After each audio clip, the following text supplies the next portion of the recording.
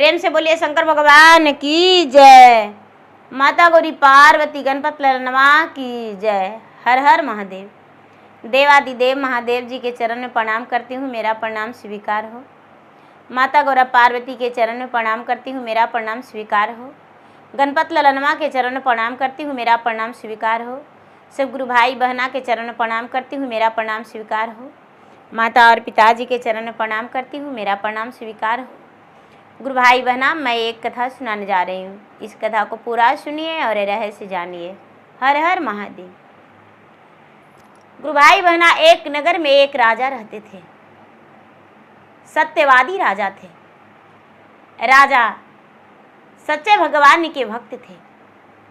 भगवान के भक्ति करने में कोई भी कसर नहीं छोड़ते थे।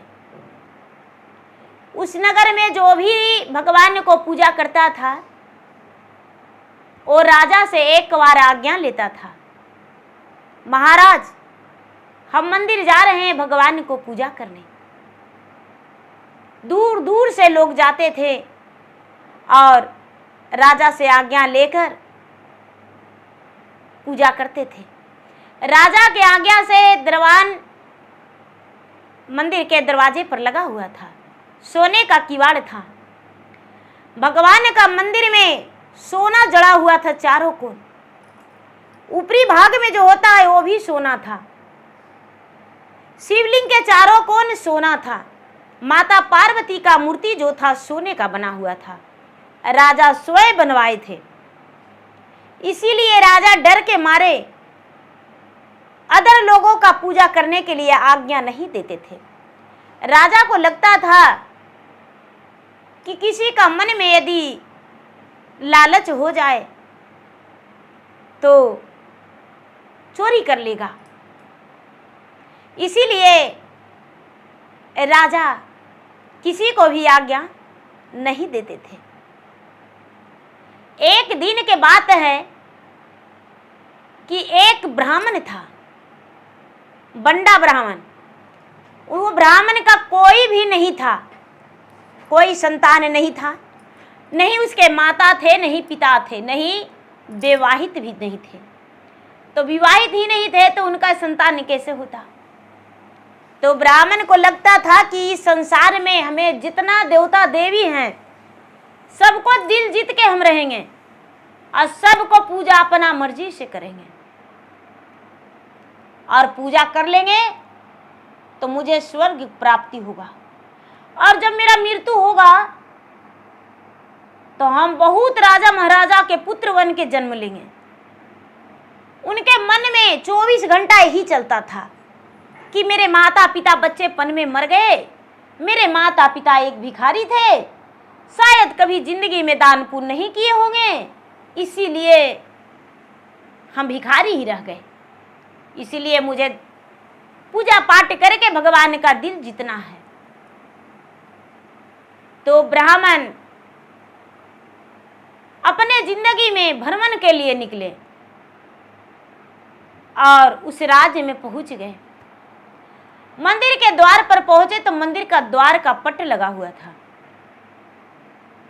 मंदिर का द्वार का पट लगा हुआ था। ब्राह्मण देखते हैं कि बाप रे, चारों कोना मंदिर का द्वार में सोने से जड़ा हुआ है। दरवाजा भी सोने का है। हम तो आज के दिन सबसे पहले पूजा करेंगे। उनका मन में पूरा भर गया यही, अंदर का नजारा देखेंगे हम। ब्राह्मण शक्तिशाली था। जाके दरवान से कहता है, ए दरवाजा खोलो, हम मंदिर के अंदर जाएंगे और भगवान का पूजा करेंगे। दरवान बोलता है, महाराज मुझे पता है आप बहुत बड़े पुजारी हैं, लेकिन पहले इस नगर के राजा हैं, राजा से जाकर आज्ञा लीजिए। जब आपको राजा आज्ञा देंगे तभी हम आपको मंदिर में घुसने देंगे।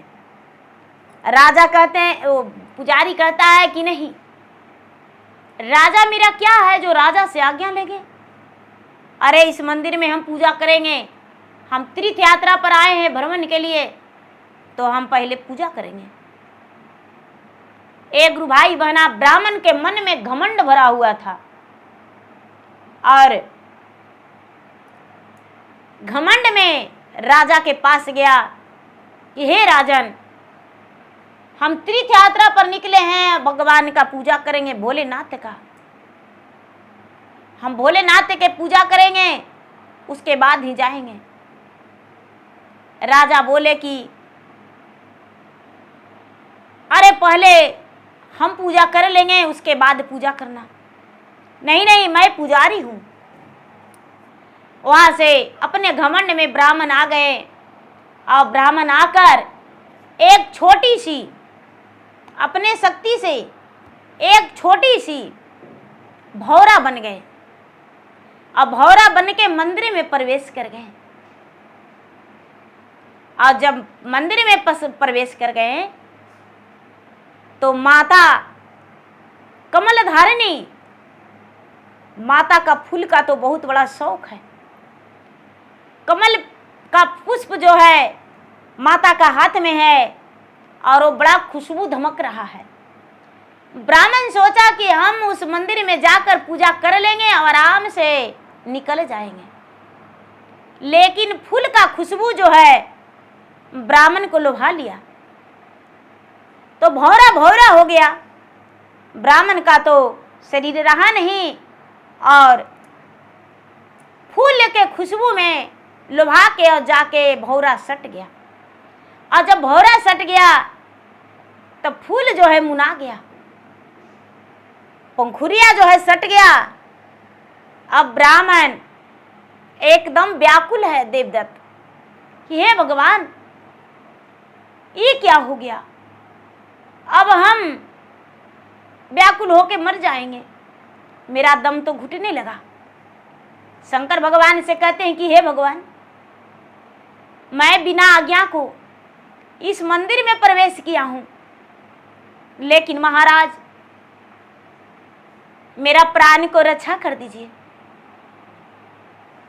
यदि आज हम मर जाएंगे इस फूल के भीतर, तो हम संसार में क्या मुंह दिखाएंगे? हमें तो मरना ही नहीं है, हमें तो अमर होना है, और जब मरेंगे तो एक राजघराने में जन्म लेंगे। शंकर भगवान माता से मनाते हैं, अपने देवी पार्वती से कि हे देवी, उसका प्राण को रक्षा कर दीजिए। वो घमंडी ब्राह्मण जो है उसका घमंड टूट गया है। जब प्रार्थना किए तो उसका निकल गया, पंखुरी खुल गया और निकल गया, वो बाहर आ गया। जब बाहर आ गया, भौरे बन के पूजा नहीं कर सका। राजा जब द्वार खोले, जाके पूजा पाठ किए तो ये जो ब्राह्मण था, ब्राह्मण बाहर में खड़ा था, राजा के साथ साथ चला गया, लेकिन उस वक्त भी पूजा पाठ नहीं कर पाया। ब्राह्मण को मन में पूरा मंदिर को देखकर लालच हो गया कि बाप रे, सोने का ताज है, हीरा रतन जड़ा हुआ है, यह मंदिर नहीं सोना का खजाना है। इसके मन में तो पूरा लालच ही लालच भर गया, लालच भर गया। अब राजा पूजा पाठ करके निकले, वहाँ के लोग जो भी थे सब पूजा पाठ किए, सब निकले। राजा जब बाहर निकले तो सब पूजा पाठ करके निकल गए, राजा घर गए। राजा घर गए, मंदिर में शंकर भगवान का पियरी धोती पहनाया गया था। और जब पियरी धोती पहनाया गया था, वो धोती जो था, शंकर भगवान और पार्वती दोनों नदी के किनारे घूमने गए और पियर पियर धोती में दोनों बड़े प्रसन्न थे। महाशिवरात्रि का दिन था, दोनों का दिन मिलन का था। नदी के किनारे ठंडी ठंडी हवा दोनों ले रहे थे और भांग धतूरा का जो गुच्छा देखे तो शंकर भगवान का मन में लालच आ गया, आहा पार्वती भांग धतूरा जो है बड़ा सुंदर है। और जब तोड़ने गए तो शंकर भगवान के धोती फट गया। और जब धोती फट गया तो शंकर भगवान नहीं देख पाए और अपना आके मंदिर में समा गए। ये जो ब्राह्मण है जो दरवाजे पर बैठा हुआ है कि राजा के बोलेंगे कि हमें इस मंदिर का पुजारी बना लीजिए। राजा दूसरा दिन गए तो राजा देखते हैं कि शंकर भगवान का जो धोती है वो तो फटा हुआ है। जाके उस मंदिर में जो पुजारी रहते थे, जो श्रृंगार करते थे, उनसे बोले कि पुजारी बाबा आप भोलेनाथ का जो धोती पहनाए हैं वो फटा हुआ है। कहते हैं नहीं, वो धोती नहीं फटा हुआ, तो हम तो नया धोती ला कर दिए हैं। तो चल कर देखिए, आप धोती नहीं पहनाए हैं, झूठ बोलते हैं, पुराने धोती पहना दिए हैं। पूरा धोती लेटा हुआ था, दस्त धूल लग गया था और फटा हुआ भी था। तो ब्राह्मण देखे तो कहते हैं कि महाराज कैसे फटा हो, मुझे पता ही नहीं, ये धोती फटा कैसे, हम तो नया धोती पहनाए हैं। राजा क्या कर दिए कि तुरंत कारागार में ब्राह्मण को डाल दिए, जो मंदिर का पुजारी था। कारागार में डाल दिए और राजा अपने घर चले गए। ये जो ब्राह्मण है भगवान से विनती करता है कि हे भगवान, इतना दिन से हम आपको सेवा कर रहे हैं, इतना दिन से आपको श्रृंगार करते हैं, हर साल आपका विवाह करवाते हैं, माता गौरी का चुंदर पहनाते हैं और आपका धोती, सारा विध रस्म करवाते हैं, और आप इतना बड़ा चाल खेल दिए कि मुझे कारागार में डाल दिए। यदि राजा एक दिन और रख लेगा तो अपना प्राण हम त्याग देंगे इसी कारागार में। जो ब्राह्मण है, ब्राह्मण मन ही मन सोचने लगा। शंकर भगवान राजा के स्वप्न में गए और कहते हैं कि हे राजन, जिस ब्राह्मण को तूने कारागार में बंद किया है वो निर्दोष है। अरे सच तो ये है कि हम और गौरी दोनों नदी के किनारे ठंडी ठंडी हवा ले रहे थे, भांग और धतूरा के पेड़ में मेरा धोती फट गया और वही धोती फटा हुआ जो है तो तूने देखा कि पुराना धोती है, वही नदी के अरार पे धूल दस्त लग गया है, इसीलिए लग रहा है। राजा का चकचहा के नींद खुला। उसी वक्त आधी रात में जाके कारागार के ताला खोल के ब्राह्मण को क्षमा मांग के और ब्राह्मण को घर से बाहर कारागार से निकाल दिए। ब्राह्मण अपने घर गए। ये जो घूमने गया था तीर्थ यात्रा पे, सारा कहानी और लीला सब कुछ देख रहा है, सब कुछ देख रहा है। अपने आप को सोचता था कि मेरे जैसा संसार में कोई पुजारी नहीं है। क्या होता है, एक दिन की बात है कि जो मंदिर में कुछ भी गिर जाता था, किसी का भी,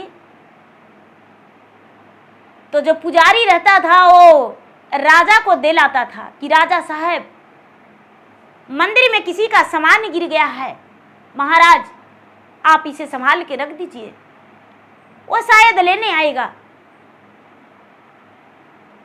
और राजा बड़े उसको प्रेम से दोनों हाथ में अपने चादर में करके लेते थे और संभाल के रखते थे। एक दिन का बात है कि उसी गांव के एक राजकुमारी पूजा करने गई और उसका गले का चैन उसी मंदिर में गिर गया। गले का चैन गिर गया मंदिर में। राजकुमारी पूजा करके चल गई। मंदिर का पुजारी पे नजर पड़ा और नजर पड़ा तो देखा राजा के झट से देने गया राजा साहब। देखिए ना, किसी का एक चैन गिरा हुआ है। राजा साहब बोले कि ठीक है दे दो। राजा साहब बाएं हाथ से ले लिए, बाएं हाथ से ले लिए। कहते हैं कि अच्छा रख देंगे इसको संभाल के। राजा साहब का दिल धड़कने लगा, रे इतना बड़ा गलती हम कैसे कर सकते हैं? हम बाएं हाथ से कैसे ले लिए? बहुत बड़ा गलती किए हैं हम बाएं हाथ में ले लिए। अब इस हाथ को हम काट देंगे। हम बाएं हाथ में ले लिए, इस हाथ को काट के 3 खंड करके और जमीन में इसको गाड़ देंगे। ये हाथ मेरा दोषी हो गया। गुरु भाई बहना, राजा क्या करते हैं? अपना कमरा में सोते हैं। रात दिन उनको मन में चलता है कि अपने से हाथ तो हम काट नहीं पाएंगे, तो मेरा हाथ काटेगा कौन? एक दिन अपने मंत्री को बोले कि मंत्री जी मेरा हाथ बायां काट दीजिए। मंत्री बोलता है महाराज इतनी बड़ी दंड अपने आप को ना दीजिए, आप अपना हाथ क्यों काटवा रहे हैं? मंत्री बताए, राजा बताए मंत्री से, लेकिन मंत्री काटने को लिए तैयार नहीं हुए। राजा अपने मन में सोचते हैं कि मैं अपना हाथ कैसे कटवाऊं। उनका दिन और रात बेचैनी छाने लगा। इस हाथ को, दुष्ट हाथ को मैं काट कर ही रहूंगा, कैसे कटेगा? राजा रात्रि में सोए। अचानक चले गए मंत्री के पास। मंत्री जी मेरा जान बचा लीजिए, मेरा जान बचा लीजिए। मंत्री, अरे राजन क्या हुआ? महाराज क्या हुआ आप बताइए। महाराज जो भी बात है मुझसे प्रेम से बोलिए, इतना क्यों घबराए हुए हैं?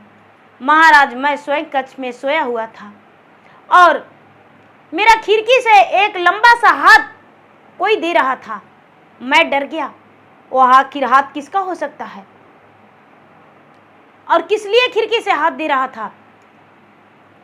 एक गुरु भाई बहना, मंत्री जी घबराते हुए बोले, राजन आप इतना ना घबराएं, कृपया आप मेरे कक्ष में सो जाएं और मैं आपका कक्ष में। राजा तैयार हो गए और राजा के कक्ष में मंत्री सो गए। मंत्री सोचते हैं कि कोई तो हो, उसका हाथ ही काट देंगे। राजा मंत्री के कक्ष में गए। जब खिड़की से हाथ निकला तो मंत्री और नहीं ताव देखे और उस हाथ को काट डाले। सुबह हुआ, एक चादर लपटे हुए मंत्री राजा बाहर निकले और मंत्री राजा के चरण में धर दिए। राजा साहब ये हाथ है, ये हाथ है, यही हाथ आपको परेशान कर रहा था। राजा हाथ को देखकर अपने आप में बड़े सकूनता महसूस किए कि उन्हें लगा कि अच्छा हुआ कि मेरा पापी हाथ कट गया, जो किसी का श्रृंगार था और वो मैं बाएं हाथ से ले लिया। हे भगवान बहुत अच्छा हुआ। अब क्या होता है कि जब राजा स्नान करने गए तो एक हाथ कटा हुआ था। मंत्री देखकर कहने लगे, राजा साहब यह आपका हाथ था, हम अपने आप को माफ नहीं करेंगे, आपके हाथ कट गया मैं अपना गर्दन काट लूंगा। राजा कहते हैं नहीं, ये मेरा हाथ पापी था, ऐसी बात नहीं है। अब सारे लोग कहने लगे कि राजा साहब एक हाथ से मंदिर में पूजा नहीं कर सकते हैं, मंदिर के अंदर प्रवेश नहीं कर सकते हैं। धीरे धीरे समय बीतने लगा। वो जो मंत्री थे, मंत्री राजा के हाथ के जाके मिट्टी में दबा दिए। धीरे धीरे समय बीतने लगा। जब समय बीतने लगा तो साल 2 साल बीत गया। साल 2 साल बीत गया तो राजा के बगीचे में हाथ छुपाया हुआ था, मिट्टी में दबाया हुआ था। राजा के बगीचे में एक सुंदर फूल था। वो बड़ा खुशबू देता था, बड़ा महकता था। उसका खुशबू से पूरा फुलवारी गूंजता था, अच्छा लगता था। वही फूल राजा अपने हाथों से तोड़ते थे और रानी से पूजा करवाते थे। एक दिन के बात है, सुबह सुबह जब राजा फूल तोड़ने गए तो वो फूल पूरा बगीचा से लेके मंदिर तक पूरा रास्ता में बिछावन लगाया हुआ है। राजा गुस्सा से आग बबूला हो गए, माली को बुलवाए। माली आया, महाराज क्या बात है?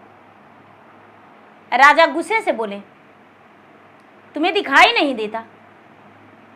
ये फूल पूरा तोड़ के और यहां से आगे तक बिछावन लगाया हुआ है, आखिर तूने ऐसा क्यों किया? माली बोला, महाराज मैं तो इसका एक पंखुड़ी भी नहीं तोड़ा हूं, और मैं इसका भला पूरे फूल तोड़कर और कैसे हम बिछावन लगा देंगे? वो जो ब्राह्मण थे, देवता, तो सब दरवाजे पर बैठकर देख रहे हैं, सब कहानी वो देख रहे हैं। अपने आप को बड़े श्रेष्ठ मानते थे और सोचते थे कि मेरे जैसा भक्ति करने वाला संसार में कोई नहीं है। राजा को हाथ कटा हुआ भी सब कुछ देख रहे हैं। क्या होता है, ये राजा माली को कहते हैं कि तुम्हें इसकी दंड भुगतना होगा। और जो माली है, माली को कारागार में राजा बंद कर देते हैं। ये भगवान का अति प्रिय फूल था और तूने इसको तोड़ दिया और रास्ते में छिट दिया। माली कारागार में जाके और बड़ा विलाप करता है भगवान के कि नेता उठी भगवाना कैलिया सनानी आजे कि गंगा जल से मंदिरा हमें पखार लिए राम। फूलवा तोड़ी तोड़ी मंदिरा सजावली हो कि शिव ग्रो कवने कसुरवा हमरा से भाइले राम। कि शिव ग्रो राजा दिहले जेहल खानमये राम। शिव गुरु का बदन जो है कांपने लगा। शिव गुरु राजा के सपने में गए, महादेव हे राजन, जिस माली को तूने कारागार में बंद कर दिया है वो निर्दोष है, वो दोषी नहीं है। ये फूल मुझे बहुत पसंद था, इसलिए तोड़ के और पूरे रास्ते तक छिट दिए हैं। और उसको में पूरा रात हम आवन जावन किए हैं, मंदिर से फुलवारी, मंदिर से फुलवारी। एक फूल तोड़ते थे, एक कदम बढ़ाते थे, और वैसा ही करते करते करते करते पूरा हम फुलवारी से मंदिर तक रास्ता लगा दिए फूल से। और इसमें माली का कोई दोष नहीं, उसे छोड़ दो। लेकिन ये फूल कैसा है, मेरी बात सुनो। तू अपना हाथ दोषी समझ के और काट दिया था, वो हाथ जो मेरे लिए बहुत महान्य पूर्वक है। उसी हाथ को ले जाके तुम्हारा मंत्री उस बगीचे में गाड़ दिया था, और उसी हाथ से फूल खिला है। जो मेरा परम भक्त हो, तो मैं अपने भक्त को सीने से लगा के रखा हूँ। खुशबूदार फूल मैं प्रतिदिन तोड़ता हूँ, लेकिन प्रतिदिन एक फूल तोड़ता था, और आज रात्रि में मैं अनेकों फूल तोड़ा हूँ, जो कि रास्ते में बिछावन हो गया है। हे राजन, जाके माली को कारागार से छुट्टी दे दो, तुम्हारा हाथ भी वापस आ जाएगा। वो फूल कहीं अदर जगह से नहीं, तुम्हारा हाथ से है। क्योंकि तू तो भगवान का सच्चा भक्त है, मेरा सच्चा भक्ति करने वाला है। इतना जब बोला, भगवान बोले, राजा का चकचहा के नींद टूटा। उठते हैं तो देखते हैं कि बायां हाथ और दायां हाथ दोनों हाथ अच्छा है। राजा बड़े प्रसन्न हो गए, लेकिन दिल दुखी हुआ कि हे भगवान, हम माली का एक निर्दोष होते हुए भी कारागार में बंद कर दिए। तुरंत जाके आधी रात में माली को निकाल दिए, और माली को निकाल के और माली से राजा माफी मांगे,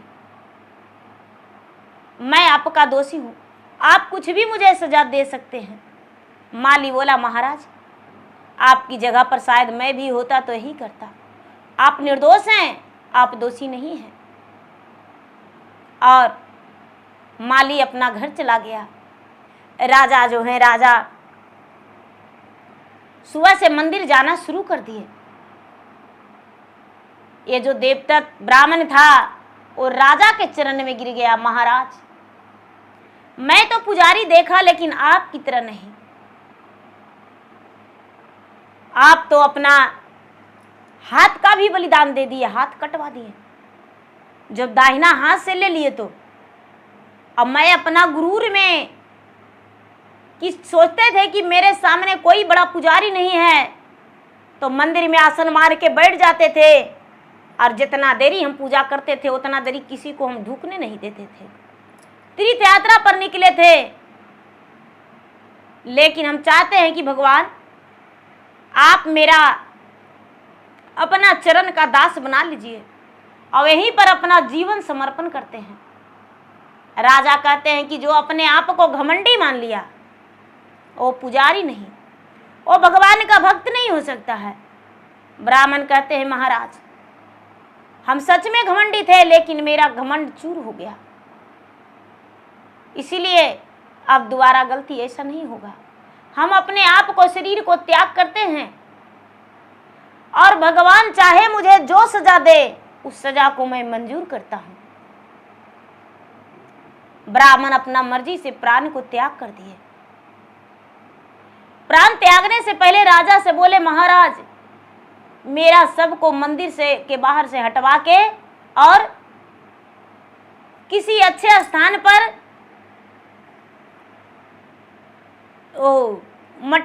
मिट्टी मजील कर दीजिएगा। और अपना ब्राह्मण प्राण को त्याग कर दिए। राजा उस ब्राह्मण को ले जाकर और मंदिर के बाहर थोड़ी दूर हट के उसका मिट्टी से खुदवा के और ब्राह्मण को दबा के वहाँ पर स्मारक बनवा दिए, और लोगों में पूरे नगाड़ा पिटवा दिए कि जो भी मंदिर में पूजा करेगा इस ब्राह्मण को पूजा करेगा। अहंकारी ब्राह्मण कार के नाम करके उनका नाम धर दिए, अहंकारी ब्राह्मण। इसके मन में अहंकार था, और इसका स्मारक को पूजा होना चाहिए। जो भगवान को पूजा करने जाते हैं उनका स्मारक को पूजा करते हैं। सब लोग भगवान को जैसे रोड़ी चंदन लगाते हैं उसी तरह उस स्मारक को भी लगाया जाता है। उनका जीवन तर गया। गुरु भाई बहना, राजा को भी अंतिम समय आया तो राजा भी सारा सुख भोग के अपना शरीर को त्याग कर दिए, और भगवान के चरण को दास उनका आत्मा बन गया। तो देखिए गुरु भाई बहना, मेरा वीडियो अच्छा लगे तो मेरा वीडियो का लाइक करें, शेयर करें। चैनल पर यदि नए हैं तो चैनल का सब्सक्राइब आप जरूर करें। धन्यवाद। हर हर महादेव, घर घर महादेव।